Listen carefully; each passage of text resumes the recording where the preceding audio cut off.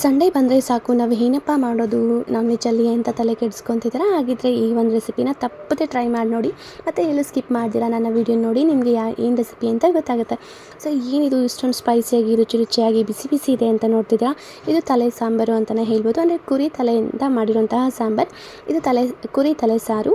So ಇದನ್ನು ಈಸಿಯಾಗಿ ಮನೆಯಲ್ಲೇ ಮಾಡ್ಕೊಳ್ಬೋದು. ರುಚಿ ಅಂತೂ ನೆಕ್ಸ್ಟ್ ಲೆವೆಲ್ ಅಂತಲೇ ಹೇಳ್ಬೋದು. ಸೊ ಇದನ್ನು ಹೇಗೆ ಮಾಡೋದು ಅಂತ ನಾನು ನಿಮಗೆ ಸ್ಟೆಪ್ ಬೈ ಸ್ಟೆಪ್ ಹೇಳ್ಕೊಡ್ತಾ ಇದ್ದೀನಿ.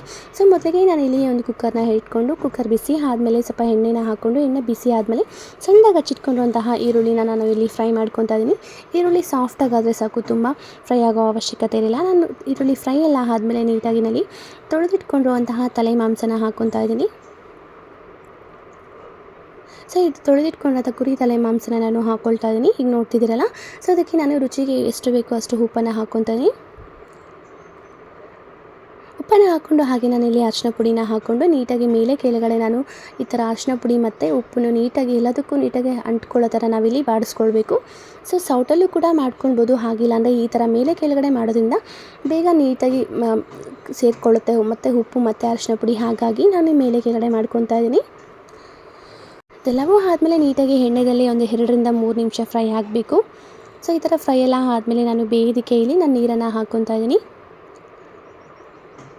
ಮಾಂಸ ಎಲ್ಲ ಮುಳುಗೋ ಥರ ನಾವು ನೀರನ್ನು ಹಾಕ್ಕೊಳ್ಬೇಕು. ಈಗ ನೋಡ್ತಿದ್ರಲ್ಲ, ಕಂಪ್ಲೀಟಾಗಿ ಅದು ತಲೆ ಮಾಂಸ ಕಂಪ್ಲೀಟಾಗಿ ಮುಳುಗೋ ಥರ ನಾನಿಲ್ಲಿ ನೀರನ್ನು ಹಾಕ್ಕೊಂಡಿದ್ದೀನಿ.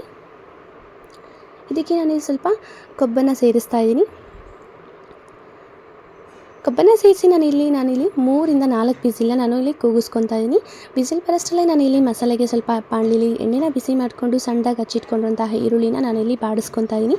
ಈರುಳ್ಳಿ ಫ್ರೈ ಎಲ್ಲ ಆದಮೇಲೆ ನಾನಿಲ್ಲಿ ಒಂದು ಸ್ವಲ್ಪ ಎರಡು ಬೆಳ್ಳುಳ್ಳಿನ ಸೇರಿಸ್ಕೊತಾ ಇದ್ದೀನಿ. ಜೊತೆಗೆ ನಾನು 2ರಿಂದ 3 ಇಂಚಷ್ಟು ಶುಂಠಿನ ತೊಗೊಂಡಿದ್ದೀನಿ, ಮತ್ತು 2 ಇಂಚಷ್ಟು ಚಕ್ಕೆ, ಮತ್ತು 3ರಿಂದ 4 ಲವಂಗ, ಮತ್ತು ಸ್ವಲ್ಪ ಒಂದು ಅರ್ಧ ಟೇಬಲ್ ಸ್ಪೂನಷ್ಟು ಮೆಣಸು ಮತ್ತು ಅರ್ಧ ಟೇಬಲ್ ಸ್ಪೂನಷ್ಟು ಜೀರಿಗೆನ ಹಾಕ್ಕೊಂಡು ನೀಟಾಗಿ ಬಾಡಿಸ್ಕೊತಾ ಇದ್ದೀನಿ. ಇವೆಲ್ಲವೂ ನೀಟಾಗಿ ಫ್ರೈ ಆದಮೇಲೆ ಸಣ್ಣದಾಗಿ ಹಚ್ಚಿಟ್ಕೊಂಡಿರುವಂತಹ 1 ಟೊಮೊಟೊನ ನಾನು ಆ್ಯಡ್ ಮಾಡಿಕೊಂಡು ನೀಟಾಗಿ ಸಾಫ್ಟ್ ಪೇಸ್ಟ್ ಮಾಡ್ಕೊತೀನಿ.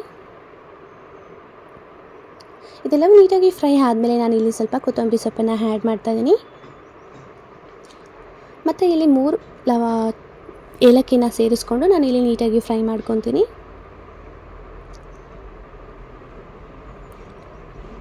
ಈಗ ನೋಡ್ತಿದ್ರಲ್ಲ, ಎಲ್ಲವೂ ಫ್ರೈ ಮಾಡಿಕೊಂಡು ಇದೆಲ್ಲ ಹಾರೋದಕ್ಕೆ ಬಿಟ್ಟು ನಾನಿಲ್ಲಿ ಒಂದು ಜಾರ್ಗೆ ಶಿಫ್ಟ್ ಮಾಡ್ಕೊತಾ ಇದ್ದೀನಿ. ಜಾರ್ಗೆ ಶಿಫ್ಟ್ ಆದಮೇಲೆ ನಾನಿಲ್ಲಿ ಒಂದು 2 ಟೇಬಲ್ ಸ್ಪೂನಷ್ಟು ಧನಿಯಾ ಪೌಡರ್ನ ತೊಗೊಂಡು, ಖಾರಕ್ಕೆ ನಾನಿಲ್ಲಿ ಕೆಂಪು ಮೆಣಸು ಪೌಡರ್ನ ತೊಗೊಂಡಿದ್ದೀನಿ.